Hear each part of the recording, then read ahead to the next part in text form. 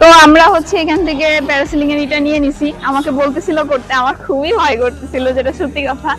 আর ছেলের কথা ভাবতেছিলাম, আমি ওরে খুব ভালোবাসি।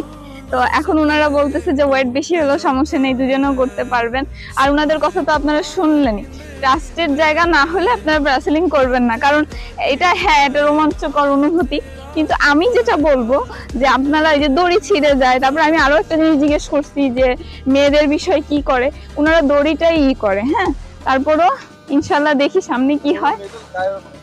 এনারা যেটা ফ্রিলি বলি, অনেকেই ভিডিও করে যে মেয়েদের টাচ করে হাবি জুবি, ইনি তো বাইরের থেকে দেখে এটা বাংলাদেশে আনছে, তো অবশ্যই সেভাবে সিকিউর ভাবে আনছে। এটা মেয়েদের আমাদের কিছুই করা লাগে না, আমাদের জাস্ট বলে দেয়। আর তারপরে হচ্ছে ওনারা দড়ি দিয়ে তারপরে টানে, মেয়েদের সিকিউর ভাবে প্যারাসেলিং করতে পারবেন, এটা আমি বললাম। আর ছোট বাচ্চা 5 বছরের বাচ্চারাও করতে পারবে, সেটাও বলেছে।